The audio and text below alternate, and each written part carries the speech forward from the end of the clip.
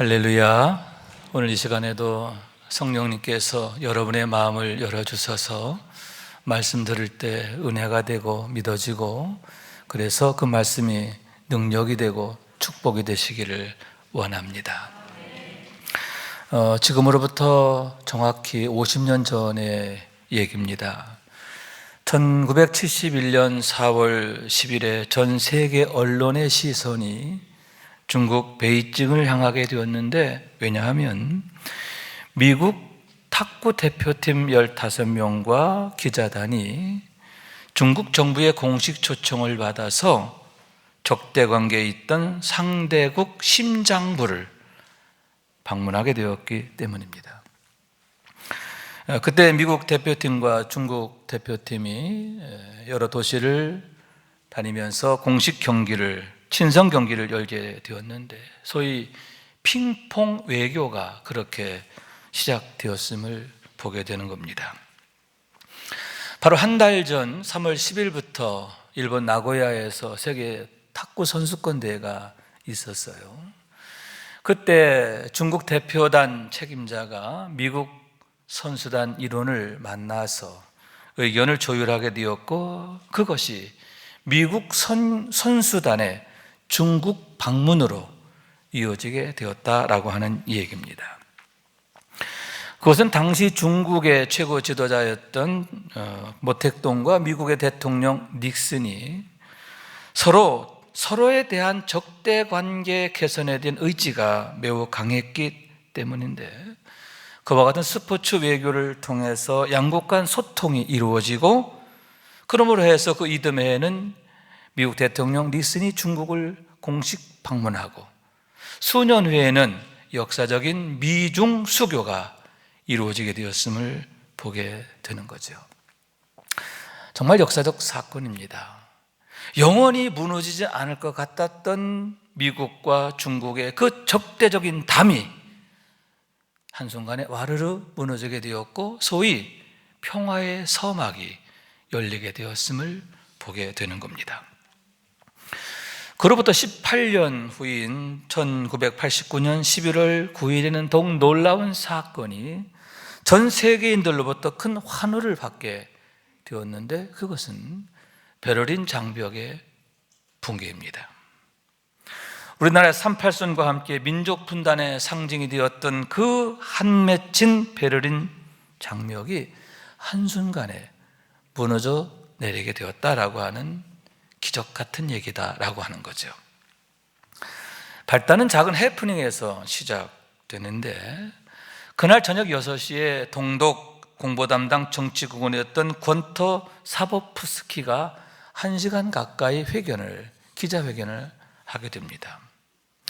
회견 말미에 그는 그날 당 중앙위원회에서 승인한 여행법 개정안에 대해서 설명하게 되었는데, 그때에 지금부터 누구나 자유여행을 할 수 있다라고 발표하게 되었다라고 하는 거예요. 그러나 사실 그것은 잘못된 발표였습니다.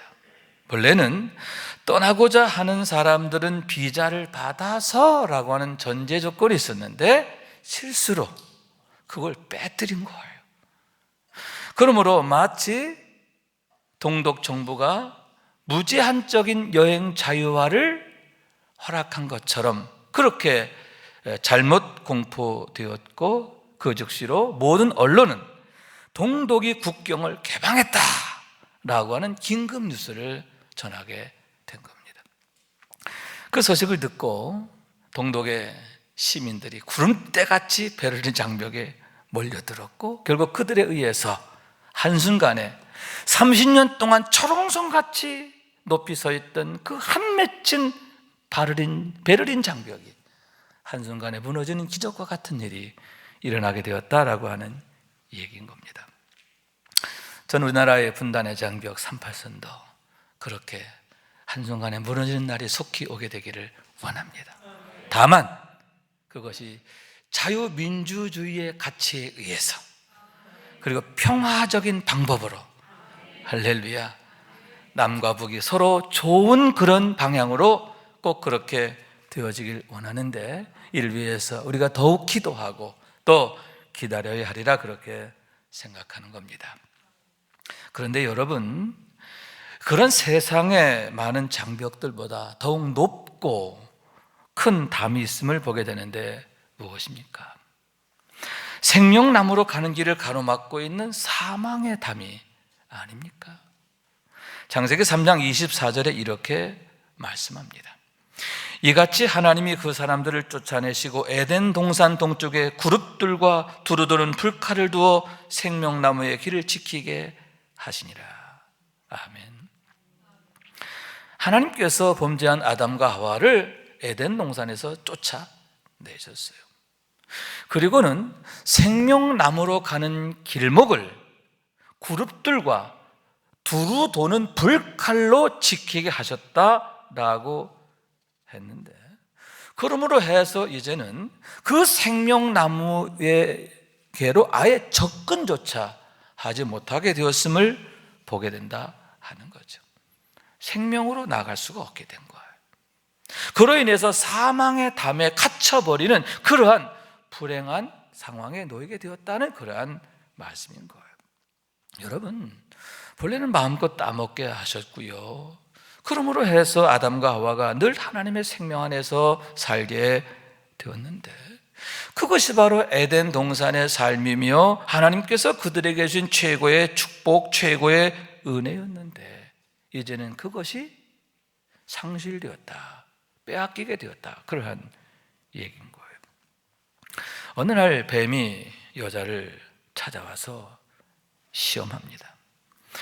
하나님이 참으로 너희에게 동산 모든 나무의 열매를 먹지 말라 하시다냐 하고 그렇게 질문하는 겁니다. 여기서 우리는 이 참으로라고 하는 단어를 주목할 필요가 있어요.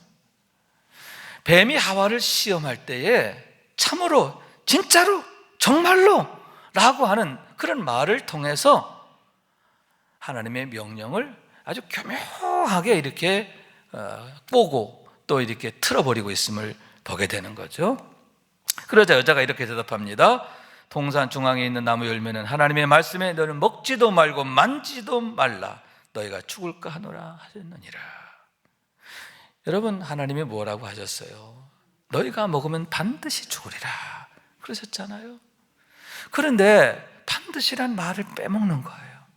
죽을까 하노라, 반드시 죽으리라 하는 말씀을 죽을까 하노라 이렇게 말을 바꾸고요, 또 하나 결정적인 것은 하나님이 만지지도 말라고 하신 적은 없어요.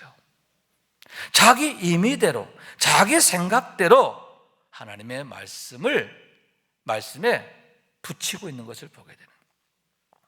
다시 말해서 하나님의 말씀을 가감하는 그러한 일을 저지르게 되었는데, 그 여자의 마음속에 하나님과의 관계에서의 균열이 보여지고 있음을 보게 되는 거죠.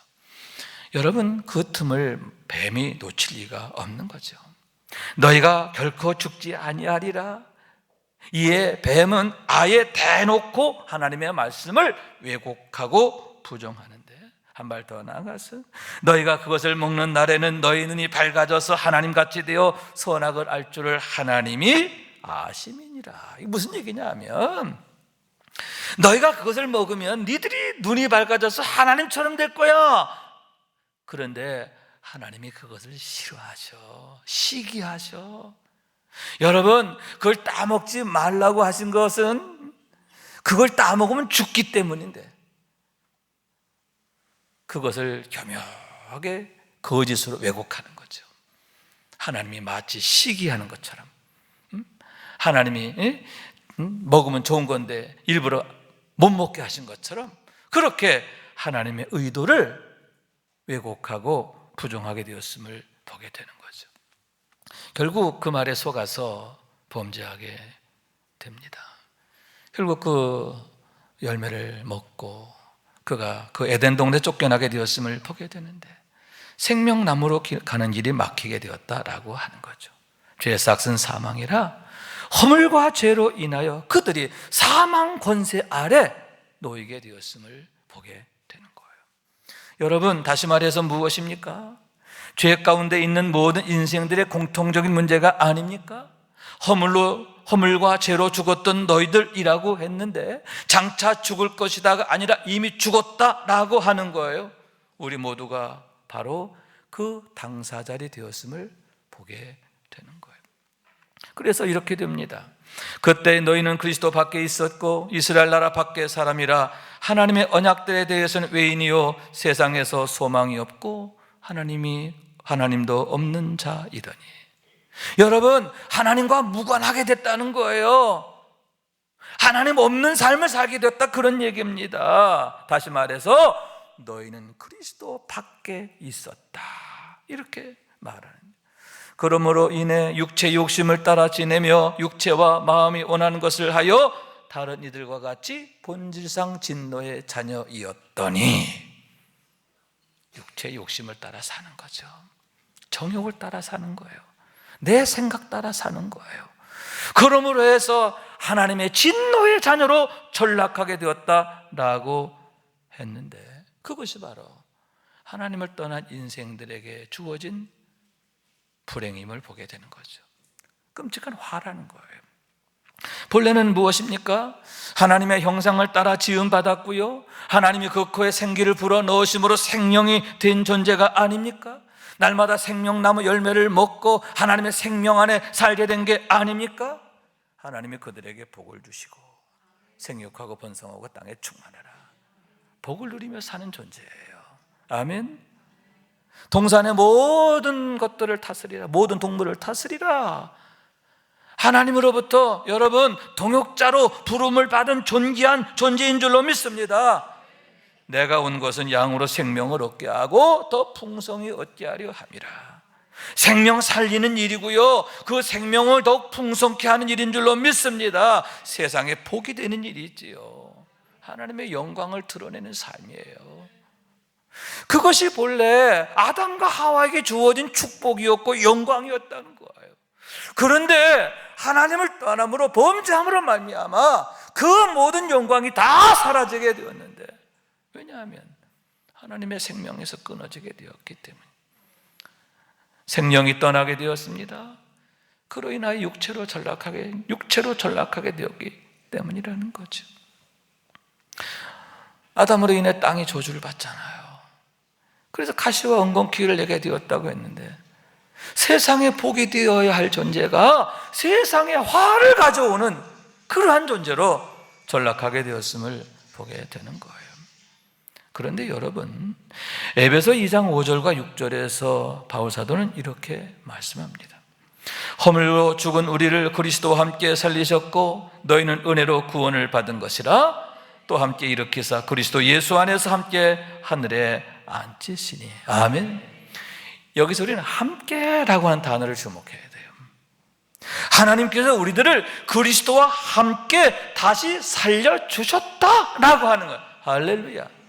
그리스도와 함께 다시 살려주셨다는 거예요. 그는 우리의 화평이신지라 둘로 하나를 만드사 원수된 것 곧 중간에 맡긴 담을 자기 육체로 하시고. 아멘. 하나님께서는 우리를 당신과 화목하게 하신 것을 믿으시기 바랍니다. 다시 살리시고 화목하게 하셨다. 아멘. 다시 말해서 여러분, 예수 그리스도의 십자가에 대한 말씀인데요, 예수님께서 그 육체로 여러분 그 막힌 담을 허셨다라고 하는 거죠. 하나님께로 나아가는 길, 생명나무로 나아가는 그 길을 막고 있던 그 담을 헐어버렸다는 거죠. 그러므로 그 길이 다시 열리게 된 줄로 믿습니다. 생명나무 열매를 다시 먹게 되었습니다. 그로 인하여 그리스도와 함께 다시 살리심을 받게 되었다라고 하는 너무나 놀라운 사실이에요. 아멘. 또한 여러분, 그리스도와 함께 하늘에 앉히시니 이렇게 말씀하고요. 하나님이 앉혀주셨다는 거죠. 여러분, 종은 하나님 앞에 앉을 수 없어요. 심지어는 천사들조차도, 천사들의 우두머리인 가브리엘이나 미카엘조차도 하나님 앞에서 감히 앉을 수 없는 거예요. 그런데 여러분, 내 힘으로 앉는 거 아니에요. 내가 방정 떨어서 까불다가 앉는 거 아니에요. 하나님이 그리스도와 함께 앉히시니 하나님이 불러가지고 여기 앉아 라고 말씀하시면서 예수님 옆자리에 앉혀주셨다라고 하는 거죠.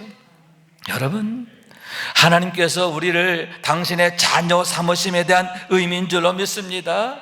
자녀도 그냥 자녀가 아니에요. 눈에 넣어도 아프지 않을 만큼 그렇게 사랑하시는 자녀인 줄로 믿습니다.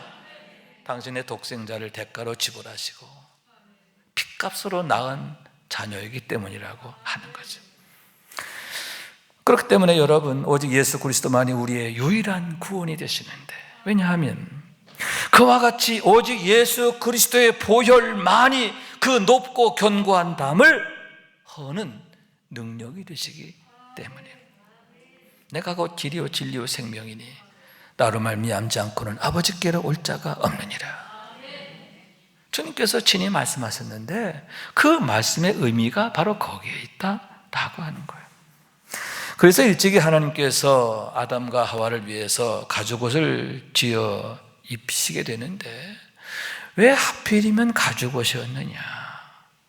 왜 더 간편하고도 쉽고 좋은 방법이 많이 있는데 왜 오직 가죽옷이었느냐? 여러분, 실상은 그게 그 옷에 목적이 있는 게 아니에요. 그 옷을 만들기 위해서 피 흘림을 당한 짐승의 의미가 있는 거예요. 할렐루야. 다시 말해서 피는 곧 생명이기 때문인데 죄의 삭은 사망이라 오직 그 피 흘림만이 죄를 대속하는 능력이 되기 때문인 거예요. 가죽옷의 의미가 뭐냐? 가죽옷이 왜 능력이 되느냐? 거기에는 피 흘림이 있기 때문이라는 거예요. 피 흘림의 능력이 바로 그 가죽옷을 능하게 했음을 보게 되는 거죠. 그런 의미에서 피 흘려 죽임당한 그 짐승은 만인의 죄를 대속하시기 위해서 십자가 위에서 피 흘리신 예수 그리스도를 예표하는데 왜 오직 가죽옷이었는가? 그 이유가 바로 거기에 있음을 보게 되는 겁니다. 그래서 사도 바울께서는 그러나 내게는 우리 주 예수 그리스도의 십자가 외에는 결코 자랑할 것이 없으니 그리스도로 말미암아 세상이 나를 대하여 십자가에 못 박히고 내가 또한 세상에 대해 그러하니라 했는데 예수 그리스도의 십자가만이 유일한 자랑이 되는 이유가 바로 거기에 있다라고 하는 얘기입니다. 죄와 사망에서 우리를 구원하시는 유일한 능력이 되시기 때문임을 믿으시기 바랍니다. 또한 여러분, 우리를 새롭게 지으심이라 했는데 선한 일을 위해서 지으심이라고 하는 거죠. 본문 10절 말씀입니다. 우리는 그가 만드신 바라 그리스도 예수 안에서 선한 일을 위하여 지으심을 받은 자니 이 일은 하나님이 전에 예비하사 우리로 그 가운데서 행하게 하려 하심이니라. 아멘. 하나님이 왜 당신의 독생자를 통해서 우리를 당신의 자녀로 지으셨느냐? 선한 일을 위해서, 우리로 하여금 선한 일을 행하게 하시려고 하심이라는 선한 목적이 계신 거예요. 그럼 여기에서 선한 일이란 과연 무엇인가 하는데 우선 하나님과의 화목함인 줄로 믿습니다. 한 성령 안에서 하나님께 나아가는 것을 가장 기뻐하시기 때문인 거예요. 그래서 항상 참되게 예배하는 자를 찾으시는데요, 하나님이 가장 찾으시는 게 누구예요? 참되게 예배하는 자를 찾으신단 말이에요. 영과 진리로 예배하는 자를 찾으신 줄로 믿습니다. 사랑하기 때문에, 독생자를 주시기까지 사랑하시기 때문임을 믿으시기 바랍니다. 저는 요즘 한 달에 한 번 정도 가족 모임을 꼭 갖고 있습니다. 제 욕심 같아서는 매일매일 가족 모임 하고 싶어요. 그게 아니라면 일주일에 한 번 자녀들이 다 집에 왔으면 좋겠어요. 그러나 각자의 사역지에서의 사정들이 부득이해서 양보해서 한 달에 한 번은 꼭 가족 모임을 하게 되는 겁니다. 날짜가 정해지면 저희 부부는 기대와 설레임으로 그날을 학수고대하게 됩니다. 학수고대. 그리고 당일이 되면 아침부터 전화해요. 언제 오니? 또 좀 있다가 어디쯤 오고 있니? 궁금해요. 보채게 됩니다. 조금이라도 더 빨리 왔으면 좋겠고요. 또 어디 오는지조차도 궁금할 정도로 그렇게 보고 싶은 마음, 빨리 보고 싶은 마음, 그런 마음이 간절하게 된다라고 하는 거죠. 그와 동시에 우리 아이들이 오면 무엇을 먹일까, 어떻게 좀 편히 쉬었다 가게 할 수 있을까 준비하게 되는데, 그것이 큰 즐거움이 되는 거죠. 그러다가 막상 가족이 모이면 그때부터는 마음이 조금 이렇게 급해져요. 왜냐하면 또 저녁 늦게 가야 되잖아요. 가는 게 생각되니까 1분 1초가 아깝고, 1분 1초라도 좀 더 의미 있고 좀 더 좀 좋은 시간으로 보내고자 하는 그런 마음을 갖게 되는데, 그러다가 저녁 늦은 시간 이제 자녀들이 돌아가면 그때부터 또다시 다음의 모임, 다음 달에 만날 그날을 기대하고 고대하기 시작하는 거죠. 벌써부터 빠이빠이 하고 돌아오면서부터 바로 다음 모임을 고대하게 된다는 거죠. 저희 가족들은 단체 카톡을 만들어서 가족끼리 매일 수시로 단체 카톡을 해요. 카톡 대화합니다. 카톡으로 대화합니다. 2, 3일에 또는 3, 4일에 한 번 이상은 꼭 전화 통화도 합니다. 그러나 그걸로 충분하지가 않아요. 그걸로 만족되지가 않아요. 더 가까이에서 만나고 싶은 마음, 함께 좋은 음식을 나누고 함께 오순도순 이야기를 나누고, 특히 저희들의 경우에는 두 아들이 다 목회자의 역할을 하니까 같이 만나면 설교 얘기하고 또 각자 사역을 얘기하고 공감대가 많아요.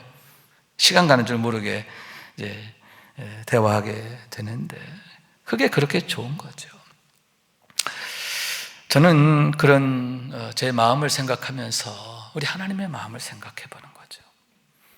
우리 아버지 하나님의 마음이 어떠신가? 왜 그토록 예배하는 자를 찾으실까? 왜 성령 안에서 당신께 가까이 나오는 것을 그렇게 원하실까? 모든 부모들이 갖고 있는 마음, 우리 아버지 하나님의 마음이더라고요. 여러분, 하나님께서 그처럼 우리를 찾으시는 줄로 믿습니다. 더 가까이에서 교제하길 원하시고요, 우리에게 좋은 것 먹이길 원하시고요, 오손도손 이야기하길 원하십니다. 당신의 핏값으로 낳은 자녀이기 때문이다, 그런 얘기죠. 여러분, 우리가 그와 같은 우리 주님의 마음, 우리 하나님의 마음을 알게 되기를 원합니다.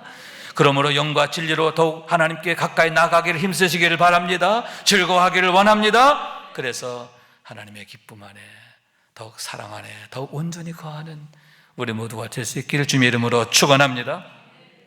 또한 여러분, 성령 안에서 하나님이 거하실 온전한 처소로 지어져 가는 것, 그게 하나님의 목적이에요. 우리가 하나님의 거룩한 교회로, 거룩한 성소로 지어지게 하려고 우리를 당신의 독생자를 핏값으로 지불하시고 우리를 다시 낳으셨다, 그러한 말씀입니다. 다시 말해서 여러분, 예수님을 닮아가는 것인 줄로 믿습니다. 그래서 히브리서 기자는 이렇게 말합니다. 믿음의 주요 또 온전케 하신 이인 예수를 바라보자. 예수님을 본으로 삼고 표대로 삼아야 한다라고 하는 거예요. 하나님의 아들 예수 그리스도는 예하고 아니라함이 되지 아니하였나니 그에게는 예만 되었느니라. 여러분, 예수님의 별명이 뭐냐? 아멘이라는 거예요. 항상 하나님께 대하여, 하나님 아버지께 대하여 아멘이 되셨다는 거예요. 그와 같이 너희도 하나님께 대하여 아멘의 삶이 되어야 한다, 이렇게 사도 바울께서는 강력히 권하고 있는 거죠. 왜냐하면 항상 아멘 하심으로 해서 하나님께서는 모든 약속을 1.1에게 어긋난도 없이 성취하셨기 때문인데, 마찬가지인 줄로 믿습니다. 우리가 하나님께 대하여 아멘, 아멘 하게 될 때에 하나님께서는 최고의 은혜, 최고의 응답, 최고의 축복으로 역사하시기 때문인 줄로 믿습니다. 그런즉 그로 말미암아 우리가 아멘하여 하나님께 영광을 돌리게 하셨느니라. 할렐루야. 여러분, 하나님께서 우리 가운데 당신의 영광을 나타내시는 줄로 믿습니다. 그로 인하여 하나님 앞에 영광이 되는 삶을 살게 하시는 거예요. 여러분, 이것이 바로 당신의 독생자를 통해서 우리를 지으신 하나님의 목적이다. 하나님이 원하시는 선한 일이다 라고 하는 말씀인 거예요. 여러분, 주님의 그와 같은 뜻에 따라서 우리가 거룩한 성소로 지어지게 되기를 원하는데요, 서머나 교회처럼, 빌라델비아 교회처럼 칭찬받는 교회로 세워지게 되기를 원합니다. 성령 충만하기를 원합니다. 그러므로 항상 하나님의 기쁨이 되고 하나님의 영광이 나타나는 삶의 주인공 되는 우리 모두가 될 수 있기를 주님의 이름으로 축원합니다. 창세기 28장 12절 이하에 보면 야곱이 꾸었던 꿈에 대한 너무나 유명한 얘기가 있죠. 사닥다리의 꿈입니다. 그가 꿈에 자기가 누워있는 자리에서부터 하늘에 닿아 있는 높은 사다리를 보게 되었다 하는 거죠. 그리고 그 사다리 위에서 천사들이 오르락 내리락 하더라, 이렇게 말씀하고 있는 거예요. 첫째, 하늘에 닿았다. 천사들이 오르락 내리락 하더라. 여러분, 무슨 얘기입니까? 교통하심과 화목하심의 은혜가 아닙니까? 하나님께서 야곱에게 대해서 교통하시는 은혜, 화목하심의 은혜를 나타내시는 거예요. 할렐루야. 그와 더불어서 여러분, 지켜주심의 은혜인데요, 어떻게 그 큰 사다리가 넘어지지 않고 견고히 서 있게 되었는가? 위에서 하나님이 꽉 붙잡아 주시기 때문이라는 거죠. 내가 널 이렇게 붙잡아 줄 거야. 내가 널 이렇게 지켜줄 거야. 그렇게 약속하심을 보게 되는 거죠. 그러므로 여러분, 세상 가운데서 어떤 어려움을 만나고 시험을 만나고 그로 인해서 이 사다리가 잠깐은 흔들릴 수가 있어요. 그러나 넘어지지는 않아요. 하나님께서 하늘 위에서 붙잡고 계신 하나님이 그 사다리를 놓지 않는 한 결코 넘어지지 않는 것을 믿으시기 바랍니다. 그래서 사도 바울께서는 그러므로 생각하라 했는데, 그 얘기는 우리가 누구인지를 늘 생각하고 기억하라, 그런 의미인 거예요. 우리는 그가 만드신 바라 그리스도 예수 안에서 선한 일을 위하여 지으심을 받은 자라, 당신과의 화목함을 위해서, 또한 당신의 거룩한 처소로 지어짐을 위해서 하나님이 우리를 지으셨다, 그런 얘기지요. 그렇기 때문에 우리를 너무너무 사랑하시고 너무너무 우리들에 대한 마음이 간절하시다, 그런 얘기죠. 항상 하나님의 눈과 마음이 우리를 떠나지 못하시는 이유가 바로 거기에 있는 거예요. 우리를 위해서 일하시는 것을 기뻐하시는 줄로 믿으시기 바랍니다. 우리가 그릇 행하게 되면 슬퍼하시고 탄식하시고 징계하시는데 그 이유가 거기. 반면에 여러분, 우리가 장성한 믿음의 분량으로 성장하게 될 때 하나님 얼마나 기뻐하십니까?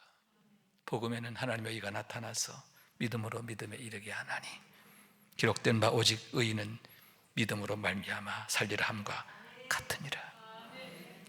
왜 우리는 믿음으로 살아야 하는가? 왜 믿음으로 사는 게 축복인가? 그것을 분명히 보여주고 있는 거죠. 여러분, 베를린 장벽이 무너질 때 온 세계가 환호성을 올리면서 기뻐하고 축복했습니다. 마찬가지로 우리가 예수를 주로 믿는 믿음으로 인해서 여러분 속죄함을 얻게 되고, 그로 인하여 그 견고하던 사망의 담이 와르르 무너지게 될 때 여러분, 하나님께로 가는 길이 활짝 열리게 된 줄로 믿습니다. 그런 광경을 보실 때 우리 하나님 얼마나 기뻐하실까? 우리 주님 오실 때 천군과 천사들이 하나님을 찬양하잖아요. 그렇죠? 왜 이렇게 하나님이 천사들이 찬양하게 되었는가? 그 이유가 거기에 있음을 보게 되는데, 최고의 축복, 그게 뭐냐? 영생이라는 거죠. 최고의 축복이 뭐냐? 하나님 앞에 서는 거예요. 하나님의 생명 안에, 사랑 안에 거하는 것이기 때문인 줄로 믿습니다. 여러분, 주님의 십자가에 고스란히 나타나 있는 우리 하나님의 마음, 우리가 헤아려 알기를 원하는데요. 그러면 더욱 믿음으로 살기를 원합니다. 내 말이 내가 믿으면 하나님의 영광을 보리라 했는데, 그런 믿음으로 인해서 하나님과의 그 신실한 관계를 통해서 우리가 하나님 앞에 늘 아름다운 모습으로 서 있음으로 인해서 하나님이 우리를 위해서 일하시고 역사하시고 기뻐하시고 축복하시는 것을 경험하게 되기를 원하는 거예요. 하나님의 영광이 나타나고, 그러므로서 하나님 앞에 영광이 되는 그런 삶이 되기를 원합니다. 그 아름다운 일의 주인공 되는 그 한가운데서 날마다 기쁨과 감사와 찬미의 삶을 살아가는 우리 모두가 될 수 있기를 주님의 이름으로 축원합니다. 말씀 생각하면서 기도한 마음으로 찬양합니다. 내 눈 주의 영광을 보내. 찬양. 내 눈 주의 영광을 보내. 우리 가운데 계신 주님, 그 빛난 영광 온 하늘 덮고, 그 찬송 온 땅 가득해. 내 눈 주의 영광을 보내. 찬송 가운데 서신 주님, 주님의 얼굴은 온 세상 향하네.